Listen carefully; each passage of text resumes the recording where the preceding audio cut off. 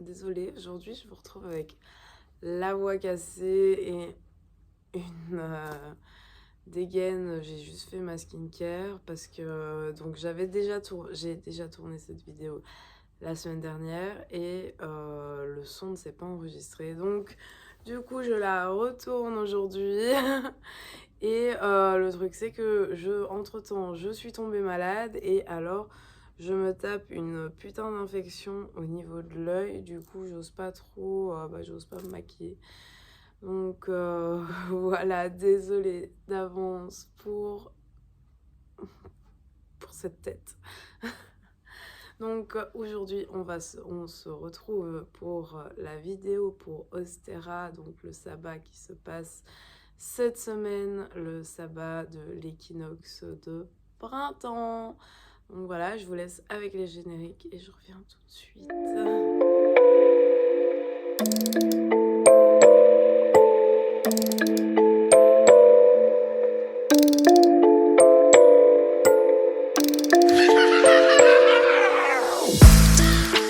Alors du coup, Ostera. Ostera, c'est le sabbat qui se trouve au moment de l'équinoxe de printemps, au moment où le jour et la nuit sont égaux. Alors, il se trouve juste après Inbolc, donc il se trouve juste ici. Cette année, il me semble qu'il est le 22 mars. Et il signe l'arrivée de la saison claire. Donc, en effet, en religion wiccan, on a la saison sombre et la saison claire.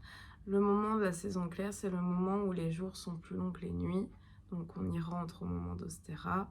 Et la saison sombre, on y rentre au moment de Mabon, à l'équinoxe d'automne, où les nuits sont plus longues que le jour. Alors, l'Ostera est sous le signe de l'air. Alors, au niveau de cet équilibre, on peut parler de la légende du panthéon grec sur Perséphone et Hadès et Déméter. Alors, Déméter est la mère de Perséphone. Déméter est la déesse des récoltes, de la fertilité, de la terre en particulier. Et Hadès, qui est le roi des enfers, est tombé amoureux de la fille de Déméter, donc Perséphone. Et donc, chaque année, au moment de Mabon à l'équinoxe d'automne, Perséphone part en enfer rejoindre Hadès, son mari. Et au moment, tout ce temps de la saison sombre, Déméter rend la terre infertile car elle est fâchée d'avoir perdu sa fille. Et au moment du printemps, Perséphone retourne à Déméter et donc Déméter rend la terre fertile et luxuriante. Donc ça, c'est la petite histoire du panthéon grec. D'un point de vue anglo-saxon / germanique, on va plutôt parler de la déesse Éostre. Alors, il faut savoir que Ostera a...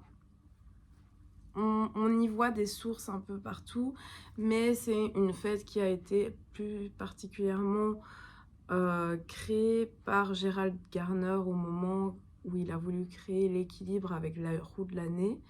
Mais on y trouve des sources un peu partout. Donc je vous disais, au moment de l'équinoxe de printemps chez les Grecs avec Perséphone et Déméter.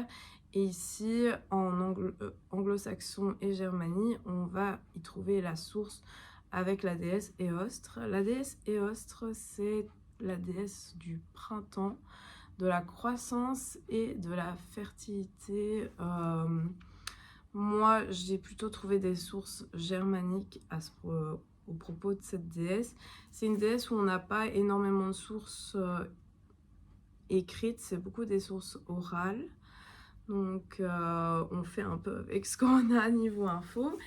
Et alors, la légende sur laquelle on se serait basé pour Ostera et pourquoi on utilise des petits lapins, des petits œufs qu'on décore, etc. C'est que la déesse Éostre, un jour d'hiver, aurait croisé un oiseau qui était complètement à l'agonie et elle décida d'essayer de le soigner et le seul moyen pour le soigner qu'elle trouva, c'est de le transformer en lièvre, donc un lapin sauvage. La transformation ne fut pas complète, donc il avait un corps de lièvre, mais il continuait à pondre des œufs. Donc pour remercier la déesse Éostre, chaque année, le lièvre allait donner ses œufs décorés à la déesse Éostre en remerciement de lui avoir sauvé la vie. Donc d'où tous ces petits œufs décorés et les lapins. Alors aussi, le lapin, c'est une très belle symbolique pour le printemps parce que vous n'êtes pas sans savoir que les lapins sont très fertiles et font beaucoup de portées par an. Donc voilà, donc s'il vous plaît, quand vous adoptez un lapin, faites-le stériliser. Et quoi de mieux aussi pour représenter le printemps et la fertilité et le renouveau de la vie que les œufs, car de par leur coquille, déjà la coquille est un symbole très fort de protection, car elle protège la vie, et dans son sein, donc dans la coquille, la vie se développe de par un brin d'ADN et un poussin sort. Donc quoi de mieux pour représenter la renaissance, la naissance, la fertilité que les œufs et les lapins. Alors, le lien qu'on pourrait faire avec Pâques, comme j'aime bien faire, donc Pâques est pas très loin de l'équinoxe de printemps, ben, on sort du carême, on sort donc pour les catholiques, de ces 40 jours de privation. Dans le temps, c'était bien plus les privations où on vivait sur nos récoltes passées, donc sur nos réserves. On va sacrifier un agneau pour rompre ce carême. Alors, pourquoi on utilise l'agneau? C'est parce que dans la Bible, Jésus est comparé à un agneau par Dieu. Dieu aurait dit « l'agneau de Dieu qui enlève les péchés du monde » à propos de Jésus. Donc voilà, l'agneau peut être une bonne représentation de Jésus dans la Bible. Et en revanche, ce qui est opposé donc entre la Wicca et le christianisme, c'est que donc les chrétiens faisaient des sacrifices au moment de Pâques. A contrario, au moment d'Ostera, donc au moment de l'équinoxe pour les païens, on allait plutôt remercier la vie et faire plutôt les sacrifices au moment de Mabon pour se préparer à la période sombre. Donc maintenant que je vous ai fait un peu tout l'historique, tous les liens qu'on pouvait faire, je vais vous donner les correspondances en rapport donc avec le sabbat d'Ostera.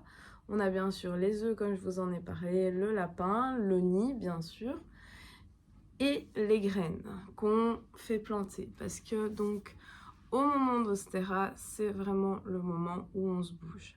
Alors à Inbolc, on était dans une période où on réfléchissait à ce qu'on allait mettre en place, à qu'est-ce qu'on allait commencer, aux nouvelles choses qu'on a envie de faire.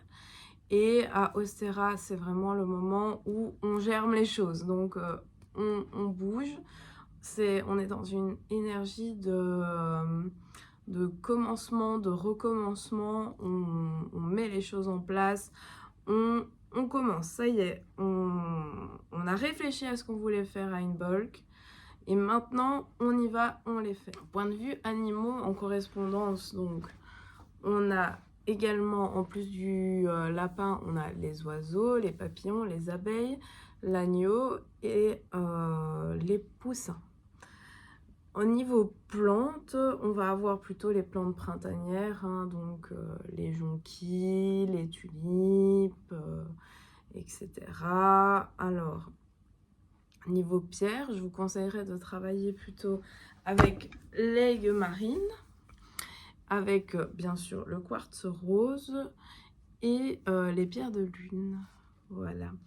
Alors, qu'est-ce que vous pouvez faire pour honorer Ostera, pour fêter Ostera? Alors, ce que vous pouvez faire, c'est faire des rituels donc de croissance, de prospérité, de manifestation.